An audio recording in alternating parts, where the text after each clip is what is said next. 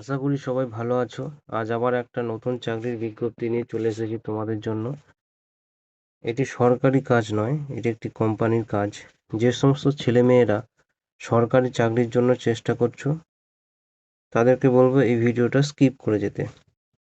আর যারা কোম্পানি কাজের জন্য চেষ্টা করছো, কোম্পানি কাজ করতে ইচ্ছুক, পশ্চিমবঙ্গের বাইরে গিয়ে এই ভিডিওটি তাদের জন্য। তো এই ভিডিওটি শুরু থেকে শেষ পর্যন্ত দেখো, তাহলে বুঝতে পারবে এই নোটিফিকেশনে কি কি বলা রয়েছে। প্রথমেই বলি, এটি মহারাষ্ট্রে পুনে লোকেশনে কাজ, অর্থাৎ পুনে শহরে গিয়ে তোমাদেরকে এই কাজটি করতে হবে। এটি ওয়্যার হাউসে কাজ, অর্থাৎ কোনো রকম কোনো ঝামেলা বা কোনো রকম কোনো রিস্ক নেই।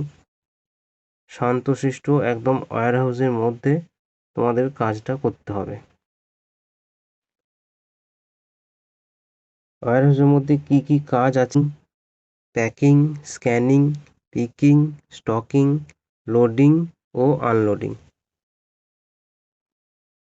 আচ্ছা, অনেকেই জানে না প্যাকিং, পিকিং, স্ক্যানিং এগুলো কি হয়।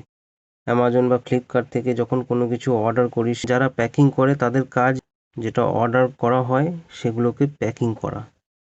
ওয়্যার হাউসে সেগুলোকে প্যাকিং করতে হয়। তো এখানে ডিটেলসে বলা আছে কি, যে পণ্য ভালোভাবে বক্স বা প্যাকেটে ভরে পাঠানোর জন্য প্রস্তুত করতে হয়। প্রোডাক্ট যেন নষ্ট না হয় সেদিকে খেয়াল রাখতে হবে।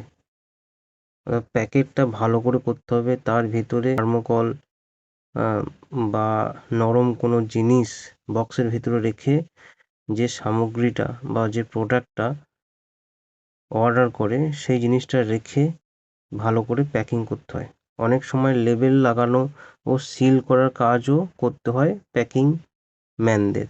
প্যাকিং শেষে মাল ডিসপ্যাচের জন্য প্রস্তুত করা হয়।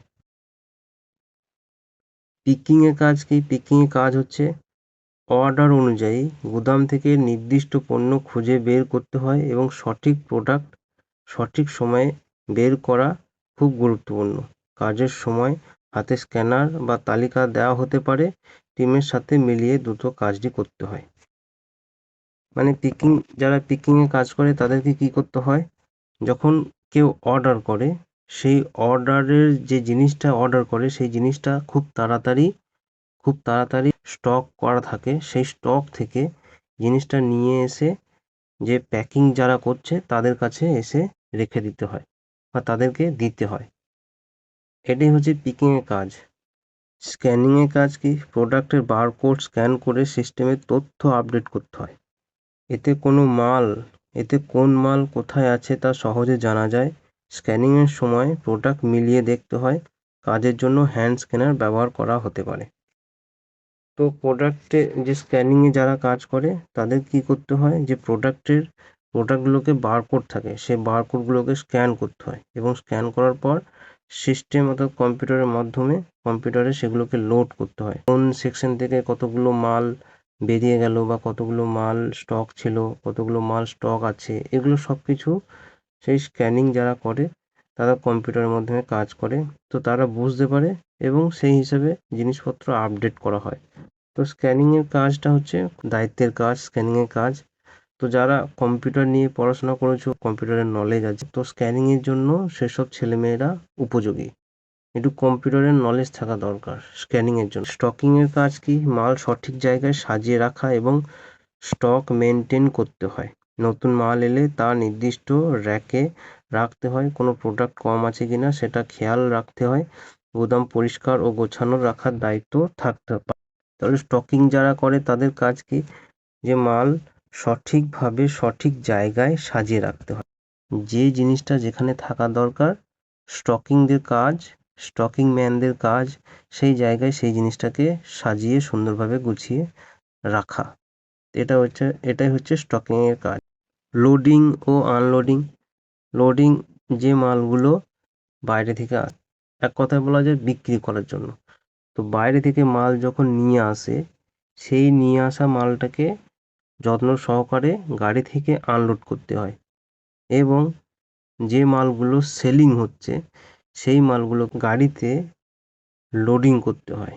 তো এই যে কাজ, আনলোডিং এবং লোডিং, এই কাজগুলি হচ্ছে আনলোডিং এবং লোডিং যে পার্সন থাকে, যে ম্যান থাকে, তাদের এই কাজগুলো করতে।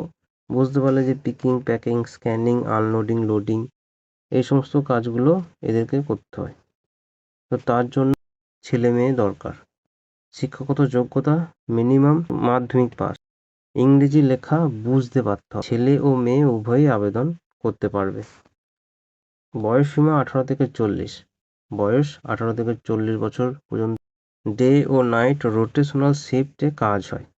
ছেলেদের ক্ষেত্রে ডে ও নাইট রোটেশনাল শিফটে কাজ হয়। মেয়েরা শুধুমাত্র ডেতে কাজ করতে পারবে। 10 ঘন্টা কাজ হবে, তার মধ্যে 1 ঘন্টা খাওয়ার জন্য সময় দেবে, 1 ঘন্টা ব্রেক টাইম, এবং 9 ঘন্টা কাজ করতে হবে।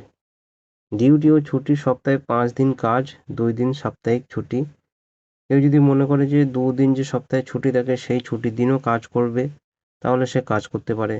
কিংবা 9 ঘন্টা কাজ করার পর কেউ যদি মনে করে যে ওভারটাইম করব, সেক্ষেত্রেও সে ওভারটাইম করতে পারে 4 ঘন্টা। 4 ঘন্টাতে ঘন্টায় 140 টাকা করে ওভারটাইম দেবে। বেতন ও সুবিধা: হাতে পাওয়া বেতন 20,000 টাকা। ইন হ্যান্ডে তুমি পাবে 20,000 টাকা। পিএফ এবং ওভারটাইম, ওটি এসব কিছু বাদ দিয়ে তুমি ওভারটাইম শুধুমাত্র সে বেতন পাবে 20,000 টাকা। পিএফ এর জন্য আলাদা টাকা, এবং ওভারটাইম আমি তো বললাম যে ওভারটাইমের জন্য 140 টাকা করে পাবে। সর্বোচ্চ 4 ঘন্টা ওটি করতে পারবেন। আচ্ছা, কি কি সুবিধা? যাতায়াতের সুবিধা প্রদান করা হবে। থাকা ও খাওয়ার ব্যবস্থা কোম্পানির পক্ষ থেকে করা হবে। কোম্পানি মানে কোম্পানির পাশে অনেক রুম আছে, সেখানে ছেলেমেয়েরা থাকে। তো সেই সব জায়গায় তোমাদেরকে শিফট করে দেবে, এবং খাওয়া 4-5 জন মিলে রান্না করে নিজেরাই খায়। তো রুমের জন্যে মাসের শেষে একটা পয়সা দিতে হয়, এবং খাওয়ার জন্য মেসে যে পয়সাটা খরচা হয় সেই টাকাটাও দিতে হয়। তো থাকা এবং খাওয়া নিজেদের টাকায়। কোম্পানি এখানে কোনো রকম টাকা দেবে না। খাওয়ার জন্য এবং থাকার জন্য কোনো রকম কোম্পানি টাকা দেবে না। কাজের লোকেশন মহারাষ্ট্র, পুনে। কাজের লোকেশন মহারাষ্ট্র, পুনে, চাকানে। যোগাযোগ করার জন্য HR এর নাম্বার দেওয়া রয়েছে। দিগ্বিজয় সোলাঙ্কি স্যার। যারা যেতে ইচ্ছুক তারা এই নাম্বারে ফোন করে কাজের সম্বন্ধে আর একবার পুরো ডিটেলস জেনে তারপর যেও। আর একটা কথা বলি, যে এই কাজের জন্য যদি কোনো রকম টাকা পয়সা চায় তাহলে 1 টাকাও দেবে না। এই কাজের জন্য যদি কোনো রকম টাকা পয়সা চায় তাহলে তোমরা 1 টাকাও দেবে না।